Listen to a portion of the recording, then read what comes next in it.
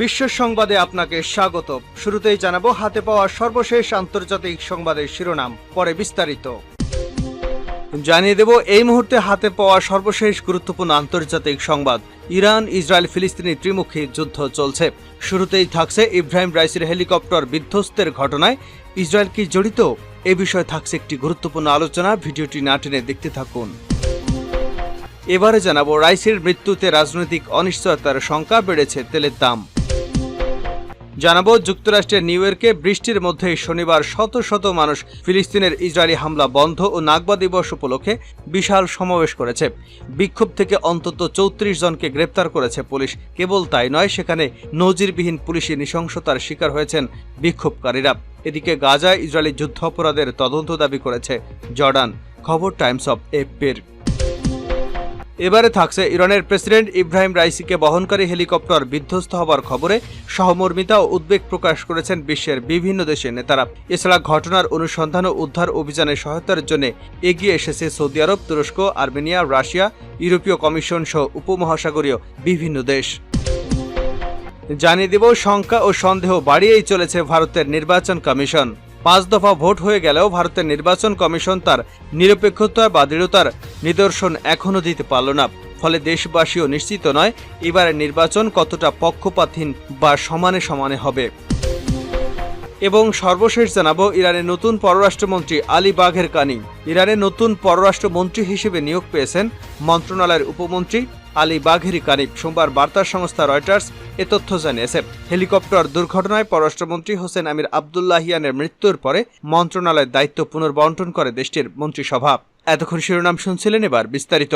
প্রিয় দর্শক, আপনি যদি এই চ্যানেলে নতুন হয়ে থাকেন, ভিডিওটি দেখতে দেখতে চ্যানেলটি সাবস্ক্রাইব করে আমাদের সঙ্গেই থাকুন। আর এই ভিডিও সম্পর্কে আপনি আপনার মূল্যবান মতামতটি কমেন্ট বক্সে জানিয়ে দিন।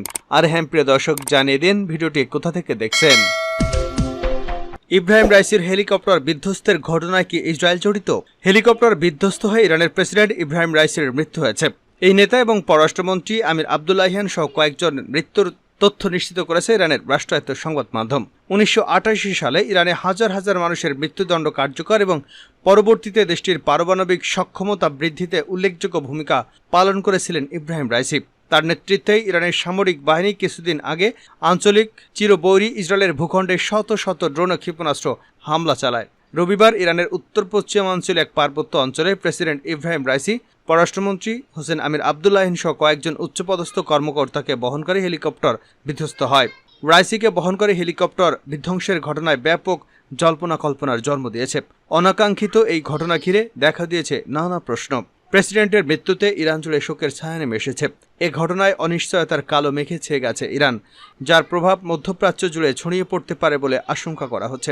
প্রেসিডেন্ট রাইসের মৃত্যু কেবল ইরানের অভ্যন্তরীণ ক্ষমতার দ্বন্দ্বের সূত্রপাতই করবে না, বরং এই অঞ্চলেও তাৎপর্যপূর্ণ প্রভাব ফেলবে। ক্রমবর্ধমান তীব্র উত্তেজনা আর সংঘাতের মাঝে রাইসির মতো দেশটির প্রধান একজন রাজনৈতিক নেতার অনুপস্থিতি ইরানের ভেতর এবং বাইরের ক্ষমতার ভারসাম্যহীনতায় ব্যাঘাত ঘটাতে পারে।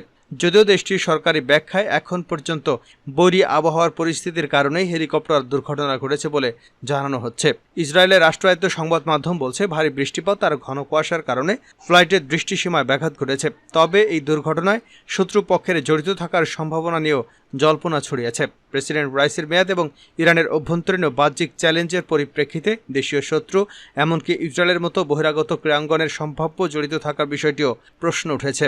ব্রিটিশ প্রভাবশালী সাময়িকী দ্য ইকোনমিস্ট এক প্রতিবেদনে বলেছে, ইরান এবং ইসরায়েলের ঐতিহাসিক বৈরী সম্পর্কের প্রেক্ষাপটে এই হেলিকপ্টার দুর্ঘটনার পেছনে ইসরায়েল জড়িত থাকতে পারে বলে কিছু ইরানি সন্দেহ করছেন।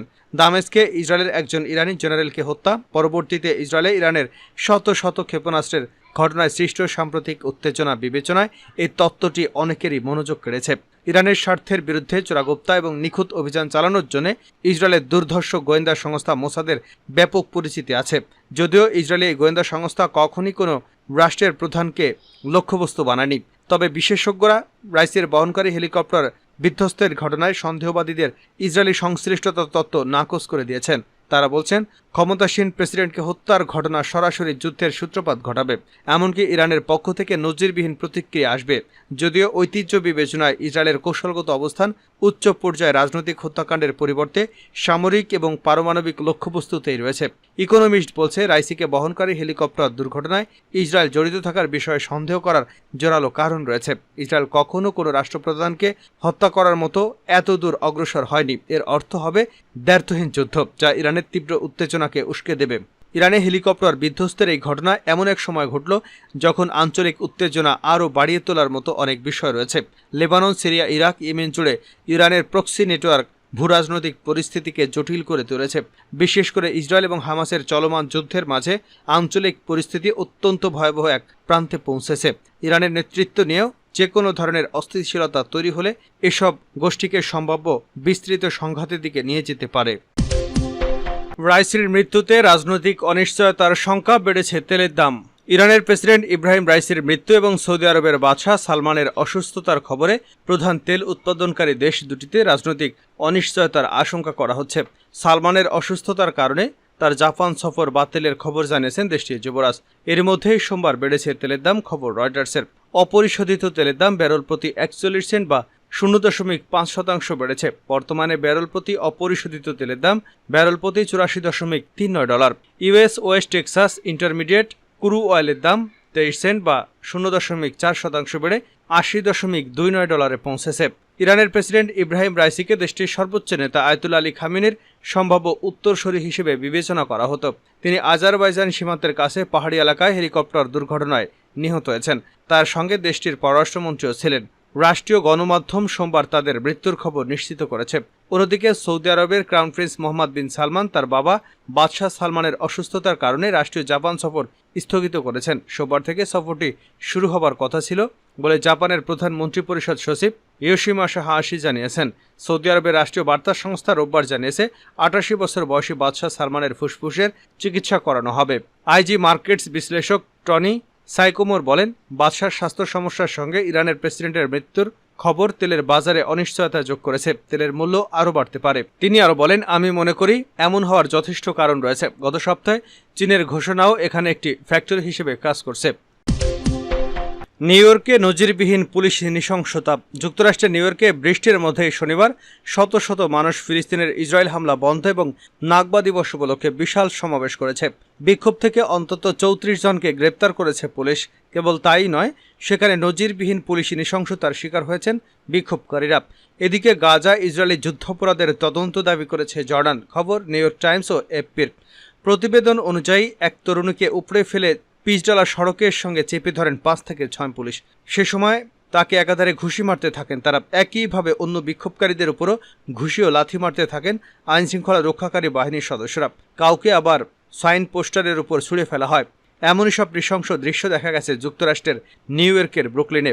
সামাজিক যোগাযোগ মাধ্যমে প্রকাশিত ভিডিওতে দেখা যায় ব্রুকলিনের বেরিচ এলাকায় বিক্ষোভকালে অন্তত 3 জনকে ঘুষি মারছে পুলিশ অফিসাররা। সে সময় একজনকে গ্রেপ্তার করে নিয়ে যান তারা। বিক্ষোভকারীদের উপর এমন নৃশংস বল প্রয়োগের বিষয়ে অবশ্য কোনো মন্তব্য করতে রাজি হয়নি পুলিশের এক ঊর্ধ্বতন মুখপাত্র। বিক্ষোভের আয়োজক ফিলিস্তিনিদের সংগঠন উইদিন আওয়ার লাইফ টাইমের প্রতিষ্ঠাতা নারদেন কিসওয়ানি বলেন, আমি দেখছি পুলিশ নির্বিচারে রাস্তা এবং ফুটপাত থেকে লোকজনকে ধরে নিয়ে যাচ্ছে। বিগত বছরগুলোতেও নিউ ইয়র্কে একইভাবে বিক্ষোভ করেছেন ফিলিস্তিনকে সমর্থনকারীরা। কিন্তু এবার গাজার যুদ্ধ ঘিরে কয়েক মাসের বিক্ষোভের কারণে শুরু থেকে কঠোর ছিল প্রশাসন। শনিবার দুপুর 2টায় পঞ্চম বেরিস অ্যাভিনিউয়ের সংযোগস্থলে সমাবেশ শুরু হয়। প্রায় 25 মিনিট সমাবেশ চলার পর পুলিশের একটি বড় দল এসে বিক্ষোভকারীদের রাস্তা থেকে সরিয়ে যেতে বলে। তাদের সতর্ক করে দেয়, যারা রাস্তায় থাকবে তাদেরকে গ্রেপ্তার করা হবে। ইরানের পাশে সৌদি, তুরস্ক, রাশিয়া সহ বিশ্বের বিভিন্ন দেশ। ইরানের প্রেসিডেন্ট ইব্রাহিম রাইসিকে বহনকারী হেলিকপ্টার বিধ্বস্ত হওয়ার খবরে সহমর্মিতা উদ্বেগ প্রকাশ করেছে বিশ্বের বিভিন্ন দেশের নেতারা। এছাড়া ঘটনার অনুসন্ধান এবং উদ্ধার অভিযানে সহায়তার জন্য এগিয়ে এসেছে সৌদি আরব, তুরস্ক, আর্মেনিয়া, রাশিয়া, ইউরোপীয় কমিশন সহ উপসাগরীয় বিভিন্ন দেশ। ইরানের রাষ্ট্রীয় বিভিন্ন গণমাধ্যমের বরাত দিয়ে রবিবার 19 মে রাতে এক প্রতিবেদনে এ তথ্য জানিয়েছে কাতার ভিত্তিক সংবাদ মাধ্যম আল জাজিরা। তারা বলছে, ইরানের প্রেসিডেন্ট ইব্রাহিম রাইসিকে বহনকারী হেলিকপ্টারটি উদ্ধারে চলছে অনুসন্ধান। তবে বৈরী আবহাওয়া এক ঘন কুয়াশার কারণে উদ্ধার অনুসন্ধান কার্যক্রম ব্যাহত হচ্ছে। সৌদির পররাষ্ট্র মন্ত্রণালয়ের বরাত দিয়ে আল জাজিরার খবরে বলা হয়, রাইসির হেলিকপ্টার দুর্ঘটনায় সহায়তা করতে প্রস্তুত সৌদি আরব। ইরানকে যে কোনো ধরনের সহায়তার জন্য প্রস্তুত রিয়াদ। এ ঘটনায় সহমর্মিতা এবং উদ্বেগ প্রকাশ করে দেশটি। তুরস্কের দুর্যোগ ও জরুরি ব্যবস্থাপনা মন্ত্রণালয় রোববার জানায়, বিধ্বস্ত হেলিকপ্টারের অনুসন্ধানে তুরস্কের কাছে সহায়তা চেয়েছে ইরান। এ বিষয়ে যে কোনো ধরনের সহায়তা দিতে প্রস্তুত রয়েছে তারা। এর মধ্যে 6টি যানসহ 32 জন পর্বতারোহী উদ্ধারকর্মী পাঠানো হয়েছে। আর্মেনিয়ার পররাষ্ট্র মন্ত্রণালয় এক বিবৃতিতে জানায়, ইরানের খবরে হতবাক আর্মেনিয়া। ইরানের প্রেসিডেন্ট এবং অন্যান্যদের জন্য সহমর্মিতা এবং উদ্বেগ প্রকাশ করছে দেশটি। ইরানের ঘনিষ্ঠ বন্ধুপূর্ণ প্রতিবেশী হিসেবে প্রয়োজনীয় সব ধরনের সহায়তা দিতে প্রস্তুত আর্মেনিয়া। পররাষ্ট্র মন্ত্রণালয়ের একজন মুখপাত্র জানিয়েছেন, রাশিয়ার নিখোঁজ হেলিকপ্টারটির সন্ধানে এবং ঘটনার কারণ অনুসন্ধানে প্রয়োজনীয় সব সহায়তা দিতে প্রস্তুত। এভাবেই বিভিন্ন দেশ ইরানের পাশে দাঁড়িয়েছে এবং পাশে দাঁড়ানোর প্রতিশ্রুতি দিয়েছে। ইরানের নতুন পররাষ্ট্রমন্ত্রী আলী বাঘেরি। ইরানের পররাষ্ট্রমন্ত্রী হিসেবে নিয়োগ পেয়েছেন মন্ত্রণালয়ের উপমন্ত্রী আলী বাঘেরি কানিব। সোমবার বার্তা সংস্থা রয়টার্স এ তথ্য জানিয়েছে। হেলিকপ্টার দুর্ঘটনায় পররাষ্ট্রমন্ত্রী হোসেন আমির আবদুল্লাহিয়ানের মৃত্যুর পরে মন্ত্রণালয়ের দায়িত্ব পুনর্বন্টন করে দেশটির মন্ত্রিসভা। নির্বাহী, সংসদ ও বিচার সরকারের 3 বিভাগের এক বৈঠকের পর ঘোষণাটি আসে। এর আগে ইরানের সর্বোচ্চ ধর্মীয় নেতা আলী খামেনি জানিয়েছেন, ফার্স্ট ভাইস প্রেসিডেন্ট মোহাম্মদ মোকবারকে অন্তর্বর্তীকালীন প্রেসিডেন্টের দায়িত্ব দেওয়া হয়েছে। একই সঙ্গে 5 দিনের জাতীয় শোক ঘোষণা করেন তিনি। আলী খামেনির বরাত দিয়ে ইরানের সরকারি সংবাদ মাধ্যম ইরনা আরও জানায়, মোকবার দেশের নিয়ন্ত্রণ ভার গ্রহণ করেছেন এবং 50 দিনের মধ্যে জাতীয় নির্বাচনের আয়োজন করবেন।